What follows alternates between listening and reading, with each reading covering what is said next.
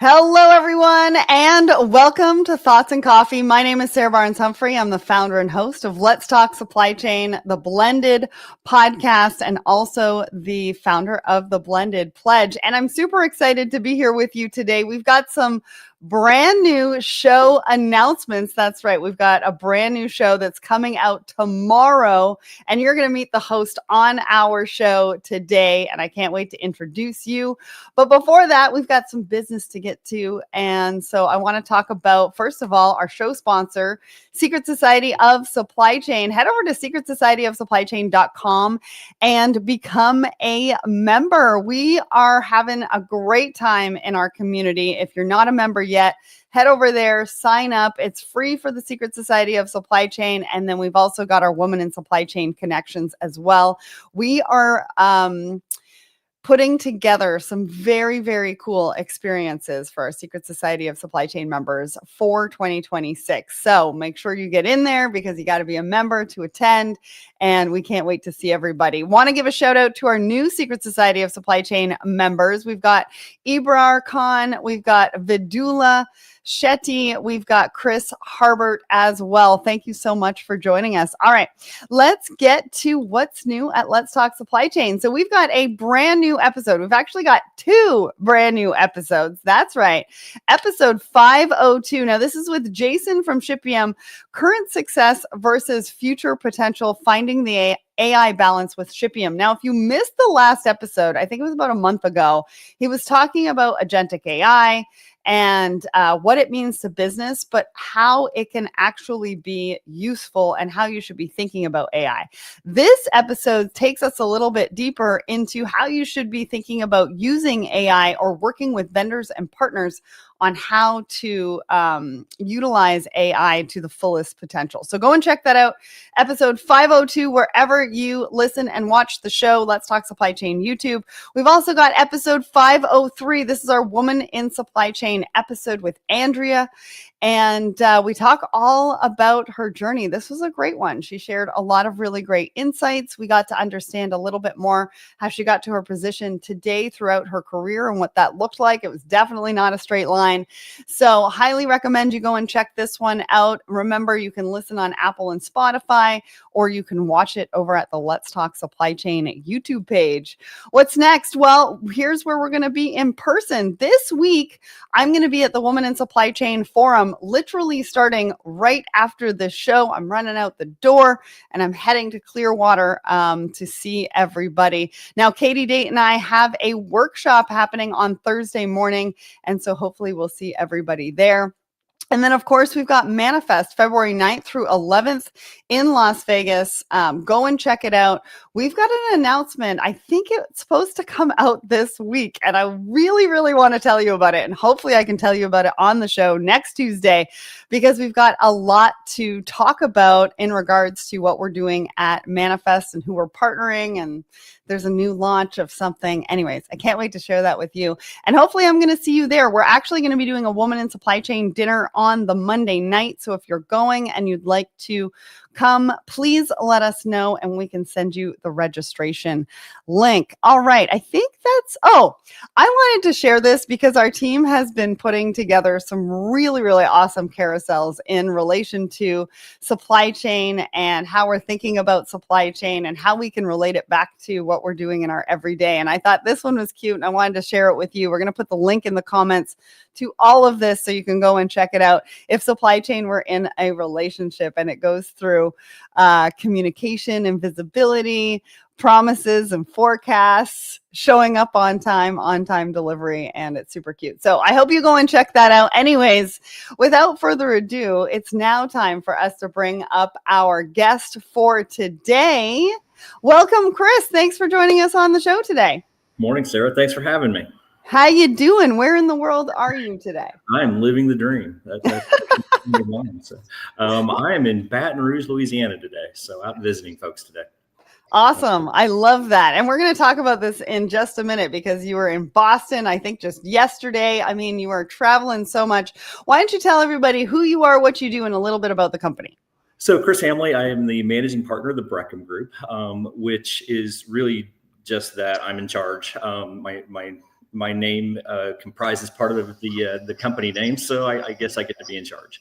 So we specialize in supply chain operations, which is really a fancy word for we move boxes around a lot. I grew up in the industry, and we built a group of folks around having a lot of really practical experience doing this, as well as some technical backgrounds. And we do something called precision supply chain operations. And ultimately, we come help people just get better at what they do. Awesome. I love that. And I know that everybody's looking to optimize. So that's really, really important right now. Now, quickly, before we get into the poll, I forgot to mention the QR code in the top right-hand corner. It's going to change in just a minute because we want to send you to the Breckham group. But before we do that, it's going to take you to my new book, which is a bestseller. I hope that you click that QR code and go and get your copy because I'd love to hear from you on that as well. All right, Chris, it's now time for us to get to the poll of the week. Now, we ask our audience a question every single Wednesday morning. So this question, performance paradox, a roadmap for supply chain operations to suck less. What thoughts come to mind? Now, that is actually the title of your new show that we're going to be announcing in just a few minutes. And so I love this question because we wanted to see what kind of reaction we got from the audience. Now, 44% of you said incremental improvements. 26% of you said automation assessment. 18% of you said peak efficiency achieved. And 13% said leadership training. Chris, did this surprise you? What did you think about the results? And is any of it true? Well, I think that's the question for everybody. Is any of it true, actually? But no, actually, I'm not all that surprised, actually. Look at the results. I think the one that jumps out is the automation side of it. When you say things like suck less, it does. It comes back to kind of just a process improvement mantra of how do we get a little better every day. And, for me, I started using that line a couple of decades ago, actually. And it really started this easy. Our day-to-day lives just kind of sucked. And I went to our leadership team and basically said, hey, let's just make tomorrow suck less. Right. Let's just start with something simple. And I ask everybody just to go out and do a little bit more to get better. And what can you do today to make tomorrow different? And that turned into kind of who we became, actually. So. Wow, I love that story. And it's so true, right? We really just want to make sure that our day-to-day is something that we want to get out of bed for. We want to show up for every single day. And I think, it's, excuse me, it's all about baby steps, right? So if we say, how does it suck less today? And then we take that into tomorrow, then it's just going to get better and better and better and better, right? Absolutely. And, part of what we talked about in the performance paradox is that people always want to get better. I've never been into a supply chain operation or anywhere really where people didn't want to get better. And the paradox is really around how do you do that? How do you actually take those baby steps and start doing something to get better? And for us, the suck less mantra came out of that idea, but ultimately it's that, hey, let's go figure out the best path. It doesn't always have to be something big, but let's go do something. Right? Yeah. Awesome. Well, we've already put a couple of folks on screen. We'd love to know where you're tuning in from. And of course, as always, if you love the conversation, we want to see some fire emojis in the comments because we love ourselves some fire emojis. Want to give a shout out to Ergun over on my personal LinkedIn. Thanks so much for showing up. They also said that they bought my book, so I really appreciate that too. That's awesome. Now's the time of the show where I ask for a little bit of a market update. Now, we talked about how much you are traveling. I think you said Baton Rouge today. You were in Boston yesterday. You were at the Locus Robotics Conference, which is really cool. We've got some friends over there as well. What's on top of everybody's mind right now? What's everybody thinking about? I mean, realistically, we're in November 2025, right before Thanksgiving. So things start, winding down after that, heading into 2026. What's on everybody's mind, Chris? Tell us. Well, I think there are probably two topics. I mean, kind of the industry for the past 6 months has been all about automation, right? How do we do more with the cooler tools that are out there these days? And then the other thing, just given the time of year, is e-com peak. A ton of people are talking about, what the next 2 weeks are going to look like for them. So. Yeah, I mean, absolutely. I don't think you can get through this time of year without talking about peak. I want to give a shout out to Wendy. She's already in Clearwater for the Women in Supply Chain Forum. Thanks for tuning in this morning. I am on my way, kind of. I mean, I'm doing this show and then I'll be on my way. What else is sort of top of mind? What else was everybody talking about? Now, I've been talking about robotics a lot recently. Does it look like there's going to be more and more investment in robotics? Is it top of mind? Is it the technology that everybody's sort of looking at implementing in 2026? What does that look like? Yeah, absolutely. I think, we continue to look at best ways to put robotics in, automate things, and new applications for it. I mean, I see every week a different application of something that may have been around for a few years now, but the products keep getting better and more sophisticated, and the software support, it keeps getting better. And I think we're going to see some interesting things in the coming years. Yeah, absolutely. And I think also it's a bit of a toss up too, because everybody's looking at their investments for 2026. Where do we spend the money? What does that look like? What do we want to invest in? What's going to give us the most ROI, right? And we're going to be talking about a healthcare example in just a few minutes. But before we do that, where is everybody on the roadmap to AI versus robotics versus other technology? I think that's a $64 million question right now. It's where do I go invest, and where do I start looking for those applications? There's just so much in the market right now, and it changes so quickly these days, right? I mean, you think of the pace of change that we've had over the past 5 years, really, right? It is amazing, and it can be a little overwhelming at times for people. Of what do I go do? How should I think about this? Which solutions are best for me? It's one of the things we help people kind of figure out is ultimately, what is the best application that's in the market right now that fits your business and your application? Because there are just so many choices, and they're all good in the right application. Yeah, there is so many. And it's actually one of the biggest topics that I talk to leaders in the supply chain about is the fact that they are overwhelmed. There's a lot of choices. They're not entirely sure which one would actually fit what they need for their supply chains, because I feel like supply chains are unique to every organization.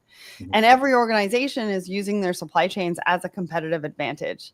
And so which is the investment that's going to give us the most ROI? But then also, I feel like they need to make sure that they've got a safe space for innovation, in the fact that we need to test things. Right? Because I don't think from just conversations or necessarily just seeing it in practice, you really want to be able to touch and feel it and figure out, if it's the answer to the questions that you have, or help solve the problems around the process that you've put together. Yeah, without a doubt. It's everything sounds great, right? When you talk through the process and look at it, and the question really is how it will perform in my environment. Will it get the results that I'm looking for?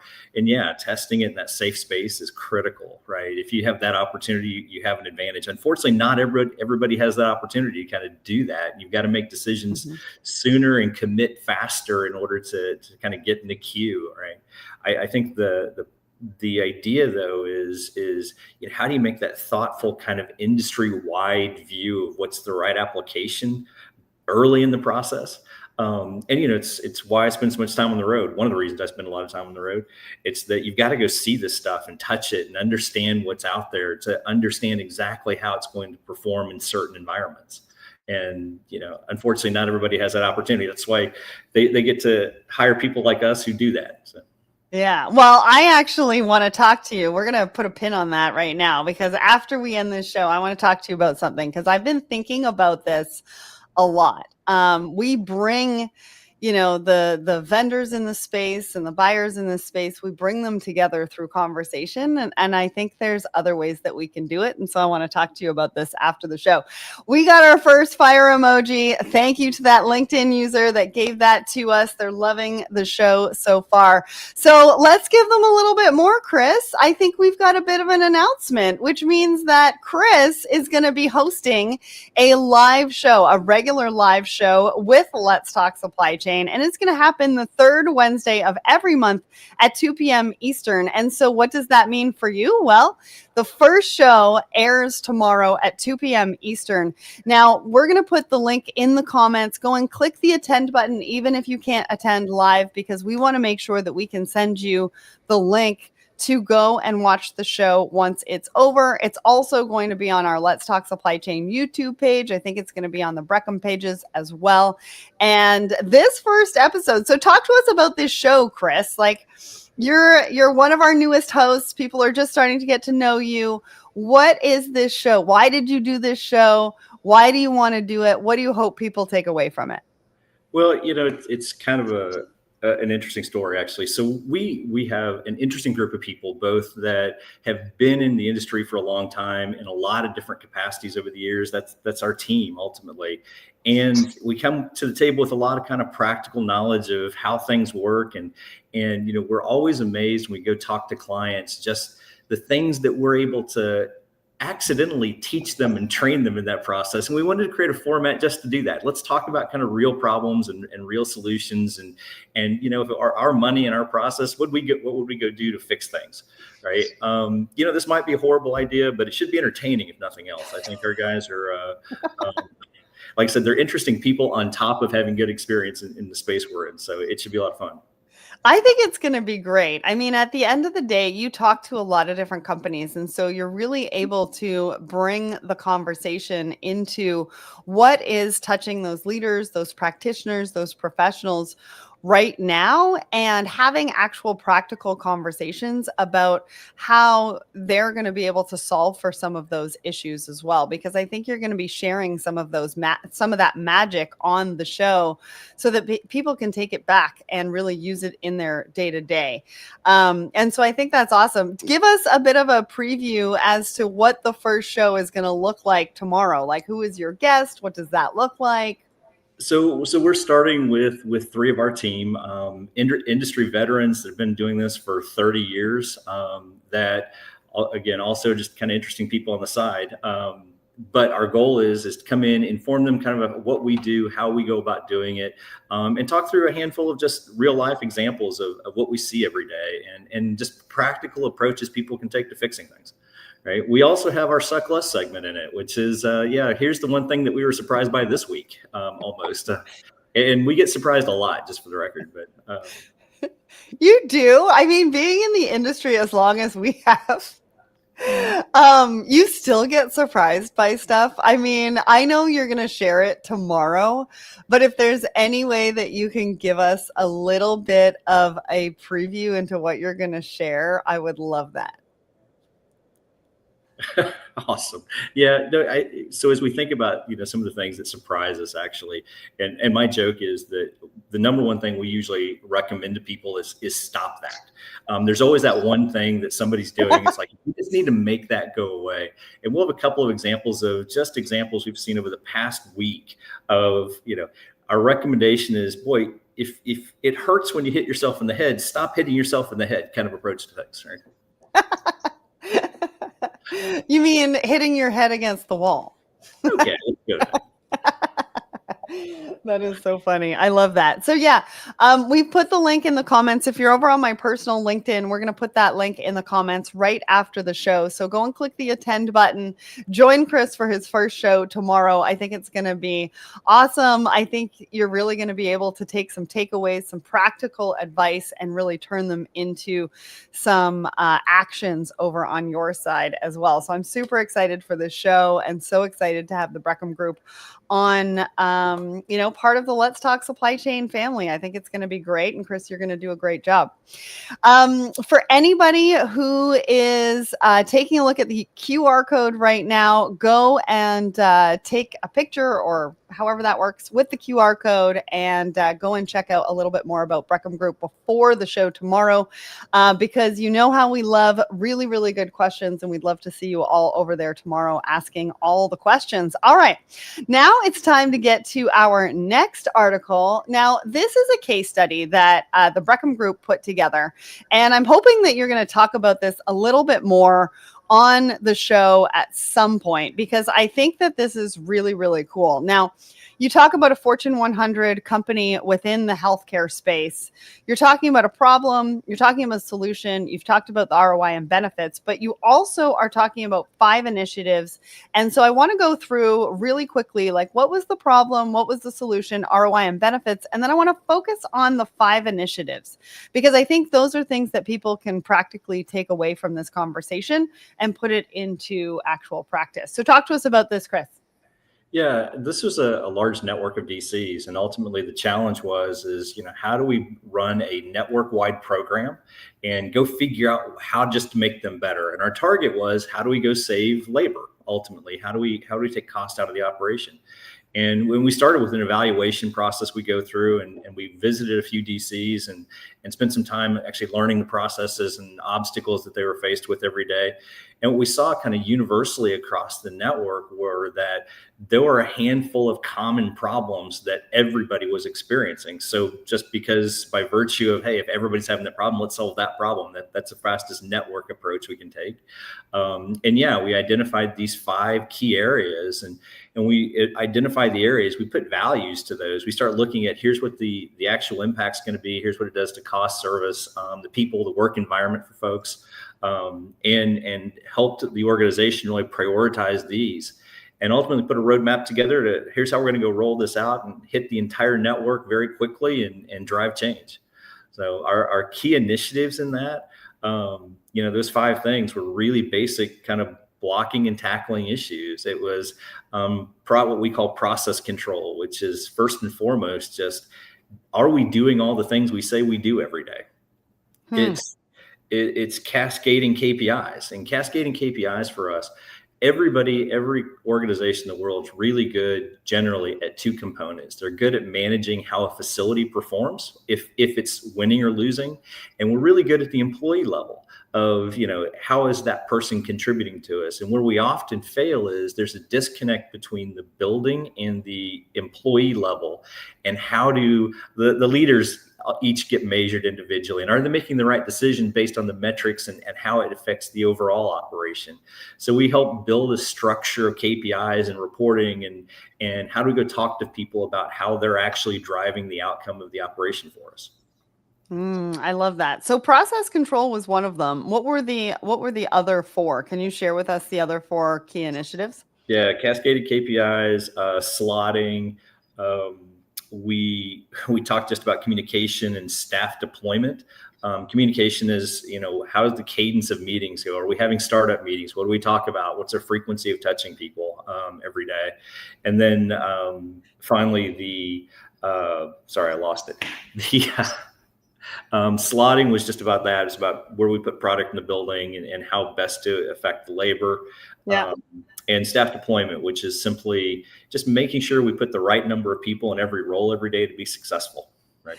So I have a question about that communication in the meetings one, because I hear this all the time. We are just having meetings to have meetings, and we have too many meetings and nobody can get any work done. Is that what this went over? Did that question come up? Because I think it's a really important one. No, it absolutely. And you're right. I mean, the first problem we usually see is we tell people to have fewer meetings ultimately, right? But the meetings we have need to be very specific and targeted with what we're doing. Our leaders inside the distribution center really need to be interacting with employees. They really need to be out talking and walking and understanding what's happening, and help address issues and help empower them to go get better, right? Yeah. And so many of our meetings are, I would say, really nonsense at the end of the day. They don't help us drive the end result. And we have fallen into this idea that we need to include everybody in every conversation. Well, if 6 hours every day are tied up with meetings amongst the management team, they're not really doing their primary job, right, of being out and helping participate in the operation, helping their teams get better. Yeah. So what we do is we usually ask for people to be on point with who they invite to what, right, why they have meetings, but then have a really structured and formal communication process of, hey, we're going to have a weekly huddle meeting that has just the leadership team in it, and we're going to talk about those operational performance, and then give everybody else the rest of the week to go fix all that stuff, go do the things we talked about in that meeting, right? Yes, yes. I love that approach. I've talked to too many leaders who are burnt out and just very frustrated because they're in meetings for most part of the day and then they don't have time to actually go and do the job. And this is like day in and day out. And I think we really need to be a lot more mindful of that. So I'm glad that is one of your 5 initiatives. All right, we've got a couple minutes left and I do want to spend a little bit of time on this last article. And so this one I wanted to share with you. I thought it was a little bit of fun. India's Airbound, it's a company called Airbound, and they are building drones for deliveries. Now, they've come out and said that they are looking to drive the cost down of deliveries to 1 cent. Now, this is not even the biggest part of this article. I think when I started reading this, what I didn't realize was that the CEO or the founder of this particular company founded it in 2020. He founded it at 15 years old. So if we think we're too young in the industry, think again, because this guy, he created a company that of drones. And actually, he's now 20 years old, I believe. But the path to success for them was through winning grants. And I think they even got denied by Y Combinator, but he was able to get a term sheet at 18. And so that was 2 years ago. Chris, what did you think about this article? I thought it was fascinating. I mean, yeah, absolutely. It was fascinating and amazing, right? To have somebody kind of that young kind of do something revolutionary in our space is amazing, right? Yeah. It just goes to show you there's always a great idea out there, and sometimes they come from very unlikely sources and places, and we need to listen to all that, right? Yeah. Well, I think the other really interesting thing was he's approaching it intentionally around how energy is used to move goods, right? Yeah. We're talking about alternative fuel options. We're talking about EVs. We're talking about how we're moving goods. And we're also talking about sustainability initiatives and KPIs and things like that. But what I haven't heard was how he's sort of phrasing it around how do we use energy? How is energy used to move goods? And I think that's a really important point or something to think about as we think about our sustainability initiatives, our supply chain strategies, et cetera, et cetera. What does that look like? How are we using our energy? How much energy are we using to move the goods as well? One other really cool note on this is that they aim to do 1 million deliveries a day by 2027. And until they do that, they won't be entering the US market. So any other thoughts on this, Chris? I think it's an amazing idea, and something that, we have to get more creative with it. I think, in some of your more recent podcasts, you've talked about the transportation spend and what it looks like in the market. And two, anything we can do to take cost out of that, and cost very often is really about sustainability. It's about energy usage ultimately, right? That drives a lot of that cost structure. And yeah, I think anything we can do is great. We'll see, right? I think there are a lot of obstacles to overcome, and how would you actually use things like this, that kind of stuff. But yeah, well, there is a weight limitation. Let's just put that out there. But I just want to say, when it comes to last mile, we're already up against sort of that Amazon effect that everybody talks about. And now the future we might be up against 1 cent deliveries. Which is crazy to me because we're already losing money on deliveries and returns. So I'm not entirely sure how that's going to work. Yeah. Well, the other thing is even thinking about weather, right? What's that mean? Sure. How many days a year could you actually deliver with it, right? And where can you do that? Like, where has the best weather that we can get? Because they were talking about, actually, it's a really good point. They were talking about delivering food. And I was like, if it's raining, I'm going to get soggy food at the end of it. Like, that's not going to be good for anybody. Well, and the other thing is, think about if it's 110 degrees outside as well. That's true. Everything's pre-baked by the time you get it. I'm really worried about everybody's tummies. Anyways, go and check out that article. We put the link in the comments. We'll be doing that after the show on my personal LinkedIn. Chris, welcome to the Let's Talk Supply Chain family. Good luck with your show, your first show tomorrow. We're hoping that everybody who joined us today will be joining us for tomorrow as well. And we can't wait to see what you have in store for us. Thank you so much to everybody who tuned in today. I will be back live on Tuesday. And I can't wait to see you. Chris, thanks so much for joining me today. Thank you. Thanks for having me. Bye, everybody.